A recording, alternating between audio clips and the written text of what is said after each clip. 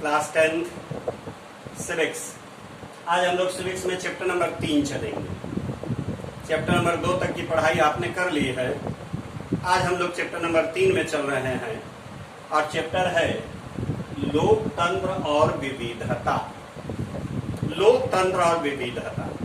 लोकतंत्र का मतलब तो आप भली भांति समझ रहे हैं कि जिस शासन में शासन करने की शक्ति जनता के हाथ में रहती है उसे लोकतंत्र कहती है। और विविधता से मतलब है कि भारत ही नहीं, दुनिया के लगभग सभी देशों में जो जनता है, जनता में भारी विविधता है। जाति के आधार पर, धर्म के आधार पर, भाषा के आधार पर और यहाँ तक कि रंग रूप के भी आधार पर जनता कई समुदायों में बटी हुई है। उनमें भारी विविधता दिखलाई देता है और इतिहास गवाह है कि इस विविधता के कारण जनता आपस में संघर्ष भी करती रही है। सामाजिक तनाव भी देखने को मिलता रहा है। खून खराबा खूब हुए हैं जनता के बीच, धर्म के नाम पर, जाति के नाम पर, भाषा के नाम पर और यहाँ तक कि जैसा कि मैंने कहा कि रंग रूप के भी नाम पर दुनिया में बहुत रक्तपात हुए। लेकिन आज का युग लोकतांत्रिक युग है।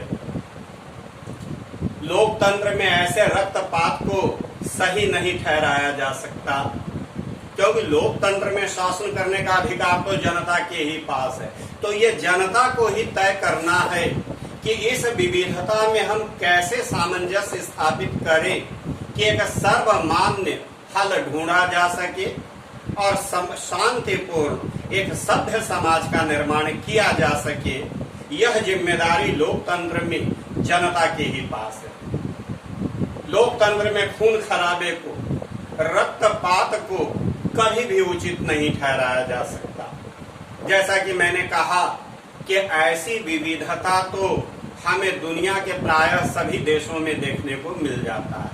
लेकिन यदि भारत और संयुक्त राज्य अमेरिका की ओर देखें तो ऐसी विविधता बहुत ज्यादा दिखलाई देता है। चलिए हम लोग पहले जरा संयुक्त राज्य अमेरिका की बात कर लें कि संयुक्त राज्य अमेरिका में रंग भेद, नस्ल भेद चरम सीमा पर, गोरे काले का भेद वहां हमें देखने को मिलता है। जो यूरोपियन मूल के लोग अमेरिका में हैं वो उनके चमड़ी का रंग गोरा है, श्वेत है, और जो अफ्रीकी मूल के लोग अमेरिका में रहते हैं वो काले रंग के हैं, अश्वेत। और ये भेदभाव एक लंबे समय तक अमेरिका में देखने को मिलता रहा है। अमेरिका की एक घटना से हम लोग इस बात को और आगे बढ़ाते हैं और वह है मैक्सिको ओलंपिक। मैक्सिको ओलंपिक खेल का नाम तो आपने सुना ही होगा। दुनिया के बहुत बड़े खेल में इसकी गिनती होती है। तो मैक्सिको ओलंपिक का आयोजन सन 1968 में हुआ। 200 मीटर दौड़ के पदक समारोह का आयोजन हो रहा था। इस 200 मीटर की दौड़ में टॉमी स्मिथ को स्वर्ण पदक मिला था, पीटर नॉर्मन को रजत पदक और जॉन कार्लोस को कांस्य पदक प्राप्त हुआ था। पीटर नॉर्मन ऑस्ट्रेलिया के धावक थे, जबकि टॉमी स्मिथ और जॉन कार्लोस अफ्रीकी मूल के अमेरिकी नागरिक थे जो अश्वेत थे। टॉमी स्मिथ और जॉन कार्लोस अश्वेत थे और पीटर नॉर्मन श्वेत थे। इस 200 मीटर दौड़ के पदक समारोह का आयोजन हो रहा था। अमेरिका का राष्ट्रगान बज रहा था। टॉमी स्मिथ और जॉन कार्लोस सर झुकाए, मुठियां ताने खड़े थे। उन्होंने जूते भी नहीं पहन रखे थे, काले मोजे पहन रखे थे, जो यह दिखाने का प्रयास कर रहे थे कि अमेरिकी अश्वेत गरीब हैं और उनके साथ रंग भेद और नस्ल भेद का भेदभाव किया जाता है। पीटर नॉर्मन श्वेत थे, ऑस्ट्रेलिया के धावक थे। उन्होंने अपने टी शर्ट पर मानवाधिकार का बिल्ला लगा करके इन दोनों अश्वेत खिलाड़ियों का, धावकों का समर्थन कर रहे थे। इन धावकों के इस व्यवहार को अंतर्राष्ट्रीय ओलंपिक संघ ने उचित नहीं माना। इसलिए अंतर्राष्ट्रीय ओलंपिक संघ ने टॉमी स्मिथ और जॉन कार्लोस से पदक वापस ले लिए। साथ ही साथ पीटर नॉर्मन को अगले ओलंपिक के लिए ऑस्ट्रेलिया की टीम से बाहर कर दिया गया।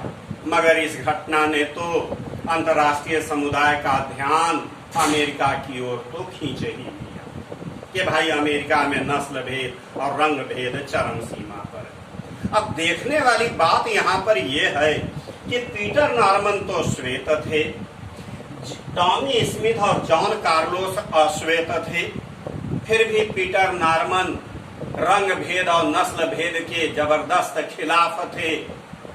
इसलिए वो नहीं चाहते थे कि रंग के आधार पर इंसान और इंसान में फर्क किया जाए। यही वजह है कि उन्होंने मानवाधिकार का बिल्ला लगा करके इन दोनों अश्वेत खिलाड़ियों का समर्थन कर रहे थे। तो इससे भाई यह भी स्पष्ट हो जाता है कि जो विविधता है जनता के बीच, ये सारी विविधता केवल दिलों को तोड़ने का ही काम नहीं करता, बल्कि यह विविधता कई बार तो दिलों को जोड़ने का भी काम करता है, जैसा कि पीटर नॉर्मन ने इन दोनों धावकों के साथ अपना समर्थन दिखा करके दिलों को जोड़ने का काम किया। ऐसी विविधता तो दुनिया के लगभग सभी देशों में है और यही विविधता सामाजिक विभाजन का कारण भी बन जाता है। अगर हम भारत की बात करें तो भारत में तो जितनी विविधता है, इतनी विविधता दुनिया के शायद ही किसी देश में हो। यहाँ जाति के नाम पर, धर्म के नाम पर, भाषा के नाम पर भारी विविधता दिखलाई देता है। और कुछ हमारे समाज में कुछ स्वार्थी तत्व भी होते हैं जो इस विविधता की खाई को पटने नहीं देते, पाटने का काम नहीं करते, बल्कि और भड़काते हैं अपने राजनीतिक स्वार्थों को पूरा करने के लिए, अपने राजनीतिक रोटियां सेकने के लिए। दलित समुदाय के लोग हमारे यहाँ सदियों से वंचित हैं, शोषित हैं, पीड़ित हैं, भूमिहीन हैं, बहुत गरीब हैं।